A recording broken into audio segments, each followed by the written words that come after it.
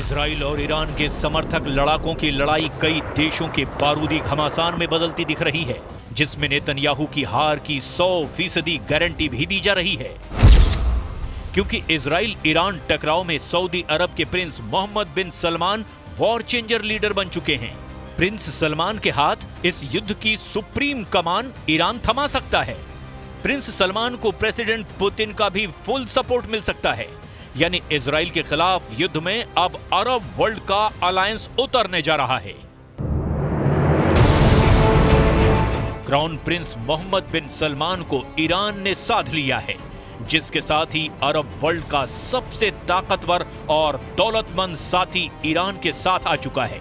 Prince Salman के Iran के खेमे में आने का मतलब नेतन्याहू को अच्छी तरह मालूम है। सऊदी अरब और ईरान का गठबंधन खाड़ी युद्ध का रुख पलट सकता है। दो कट्टर और जानी दुश्मनों की पीस डील हो चुकी है। सौदेबाजी में ईरान को वॉर जोन में सपोर्ट मिलेगा तो प्रिंस सलमान ईरान से अच्छा खासा प्रॉफिट हासिल करने वाले हैं। ईरान की नई रणनीति का पूरा ब्यौरा देखने से पहले इसके साइड इफेक्ट का ट्रेलर देख लीजिए। युद्ध को बारूदी डोज की मात्रा बढ़ती जा रही है।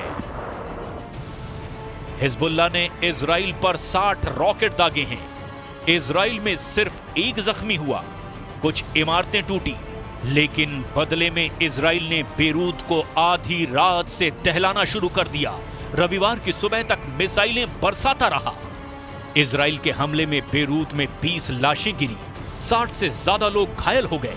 शहर के माली नुकसान का अब भी अंदाजा नहीं लगाया जा सका है। इजराइल अंधाधुंध बंकर बस्टर बम के धमाके कर रहा है, तो उधर हिजबुल्लाह फाइटर भी जोरदार पलटवार कर रहे हैं। लेबनान से इजराइल पर हिजबुल्लाह के रॉकेट और ड्रोन दागे गए। मध्य इजराइल में हिजबुल्लाह ने 60 रॉकेट की बौछार कर दी। इजराइल के डिफेंस सिस्टम ने बाकी 5 रॉकेट हवा में ही मार गिराए, लेकिन तेल अवीव के उत्तर में नेतन्याह और हर्जलिया सिटी में रॉकेट की बौछार जारी है। हिजबुल्लाह के रॉकेट अटैक का सबसे ज्यादा जोर मेटुला सिटी में दिखाई दे रहा है।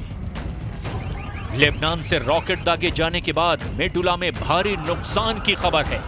उत्तरी इजराइल में मेटुला परिषद के प्रमुख डेविड अजोलाई ने 8 रॉकेट धमाके की पुष्टि की है। इन धमाकों से कई इमारतें खंडहर में तब्दील हो चुकी हैं। אנחנו מדברים כרגע על משא ומתן אפשרי להסדרה. האמריקנים מובילים את זה. אני אומר, זה מתבצע רק תחת אש. הוא מתבצע עם הרבה מאוד אש. युद्ध में फाइटर ग्रुप की पूरी तरह पिटाई के बाद तेहरान ने नया ब्लूप्रिंट बनाकर सभी सहयोगियों से मुहर भी लगवा ली है। रातों रात हुए बदलाव के बाद ईरान समर्थक लड़ाका ग्रुप भी अब इजराइल पर टूट पड़े हैं। रविवार की सुबह लेबनान से इजराइल में भीषण रॉकेट हमला हुआ है। वॉर जोन की त्रासदी से अलग ईरान ने जो वॉर प्लान बनाया है, उसके बाद बेरूत के बड़े बम तेल अवीव में फटने का ऐलान हुआ है। पहले से कहीं ज्यादा मिसाइलें बरसने की हुंकार भी भरी गई। लेबनान से ज्यादा तबाही इजराइल में मचाने की मुनादी ईरान ने कर दी। इजराइल को अब हिजबुल्लाह भी मारेगा, हमास भी, हूथी भी और इराकी शिया फाइटर भी। जॉइंट अटैक में इजराइल को बम बारूद से पाट देने की प्लानिंग है। इजराइल के जंगी जेटों की काट, इजराइल के टैंक, रॉकेट लॉन्चर और एयर डिफेंस सिस्टम का तोड़ जल्द इजराइल के सभी दुश्मनों के पास होगी। इजराइल के लिए अरब वर्ल्ड से ऐसी बैड न्यूज आई जिससे अमेरिका भी टेंशन में है। बाइडेन से ज्यादा परेशान 20 जनवरी को प्रेसिडेंट पद की शपथ लेने वाले डोनाल्ड ट्रंप हैं। अरब कंट्री से आए नए अपडेट ने वॉर जोन से बड़ा तहलका किया है। प्रिंस की दौलत, पुतिन के हथियार, ईरान का प्रहार, इजराइल में मचेगा हाहाकार। इजराइल के खिलाफ गठबंधन मजबूरियों से बना है। सभी के अपने अपने इंटरेस्ट हैं। सऊदी अरब, ईरान और रूस के एक पलड़े में आने की वजह आपको बताते हैं। ईरान को इजराइल से युद्ध जीतने के लिए हथियार चाहिए। ईरान को हथियार रूस देने को तैयार है, दे भी रहा है, लेकिन जंग जीतने के लिए जितने हथियार की दरकार है उतनी दौलत ईरान के पास नहीं। ईरान की मजबूरी समझी जा सकती है। तो रूस भी मुफ्त में हथियार दे नहीं सकता, क्योंकि पुतिन खुद यूक्रेन जंग में उलझे हुए हैं, युद्ध के खर्चे से परेशान हैं। पुतिन को भी युद्ध जारी रखने के लिए बेहिसाब दौलत चाहिए। ईरान से दोस्ती निभाने के लिए पुतिन हथियार देंगे, लेकिन उसकी कीमत ईरान कहां से चुकाएगा? इन सभी प्रॉब्लम का सलूशन किसी के पास है, तो वो है सऊदी अरब के क्राउन प्रिंस मोहम्मद बिन सलमान, जिन्हें ईरान के सुप्रीम लीडर अपने खेमे में लाने में लगभग कामयाब हो चुके हैं। अमेरिका ने अगर अड़ंगा नहीं लगाया तो अरब वर्ल्ड में बना नया अलायंस इजराइल को युद्ध में धूल चटा देगा। नेतन्याहू के खिलाफ ईरान ने सारे मोहरे सेट कर दिए हैं। खामनेई की वॉर डील सुपर पावर को सन्न करने वाली है। सऊदी अरब अब तक अमेरिका का सबसे बड़ा सहयोगी रहा है। प्रिंस सलमान ने अमेरिका की अनदेखी कभी भी नहीं की है। बदले हुए हालात में प्रिंस सुपर पावर को भी अनसुना कर सकते हैं, और ऐसा इसीलिए कि ईरान और सऊदी की डील डन हो चुकी है। ईरान के डिप्टी विदेश मंत्री माजिद तख्त रवंची ने सऊदी अरब के साथ स्थायी शांति की पेशकश की है। تنعقد هذه القمة امتدادا للقمة المشتركة السابقة في ظل استمرار الاعتداءات الإسرائيلية الآثمة على الشعب الفلسطيني الشقيق واتساع نطاق تلك الاعتداءات على الجمهورية اللبنانية الشقيقة। सऊदी विजिट पर पहुंचे रवंची राजनयिक संबंधों को मजबूती देने की पहल कर चुके हैं। यरूशलम पोस्ट की रिपोर्ट के मुताबिक ईरान की कोशिश सऊदी अरब से रिश्ते बेहतर करने के साथ साथ ईरान ने अब रूस के साथ भी संबंध मजबूत कर लिए हैं, जिससे ईरान ने डोनाल्ड ट्रंप को भी क्लियर मैसेज दिया है कि अरब वर्ल्ड में अब ईरान का फैसला फाइनल माना जाएगा।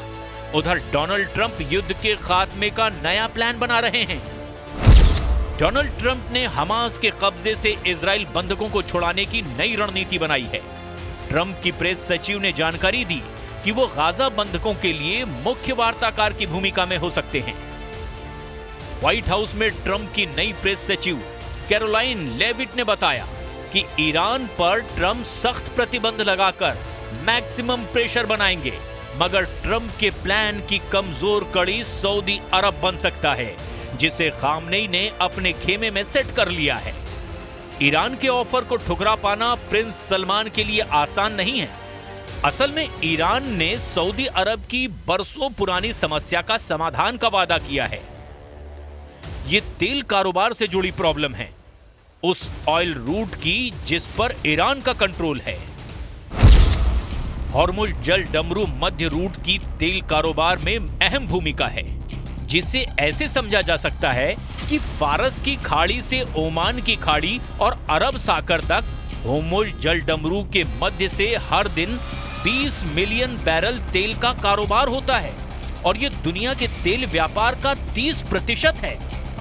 सऊदी अरब, संयुक्त अरब अमीरात, ओमान, ईरान, कतर और कुवैत ऊर्जा आपूर्ति के लिए इसी रूट पर बहुत ज्यादा डिपेंड करते हैं, जिसमें खास बात यह है कि हॉर्मुज जल डमरू मध्य पर ईरान का नियंत्रण है।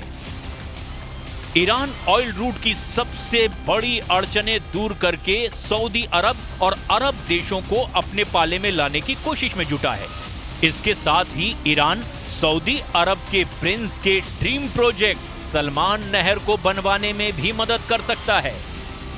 प्रिंस सलमान ने साल 2015 में नए ऑयल रूट का प्रस्ताव पेश किया, जिसमें 950 किलोमीटर लंबी नहर बना करके अलग रूट से तेल कारोबार की योजना बनाई गई, जिसमें 950 किलोमीटर लंबी नहर अरब की खाड़ी को अदन की खाड़ी से जोड़ेगी, जो सऊदी अरब के पूर्वी प्रांत से यमन के रास्ते अदन की खाड़ी को जोड़ेगा, जिससे तेल कारोबार में कम वक्त लगेगा और बड़ी बचत भी होगी।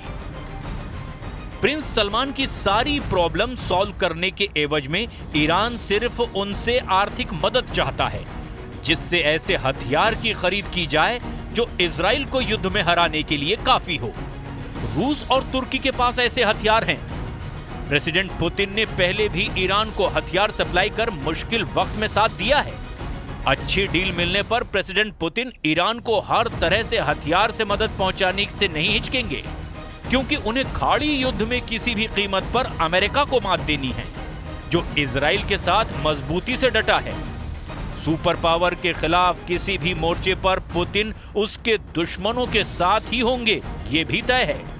ऐसे में इजराइल का युद्ध में बचना मुश्किल होगा। रूस के हथियारों की मार दुनिया यूक्रेन युद्ध में देख रही है। हाइपरसोनिक मिसाइलों से मची तबाही ने दुनिया भर को थर्रा दिया है। नेटो जैसा सैन्य संगठन भी रूस से सीधे टकराने की हिम्मत नहीं जुटा पा रहा। ऐसे में इजराइल अकेले तमाम दुश्मनों के आगे कितने दिन टिक पाएगा, ये बताने की जरूरत नहीं। और फिर युद्ध में अमेरिका के साथ के बगैर इजराइल का बचना भी बहुत मुश्किल होगा।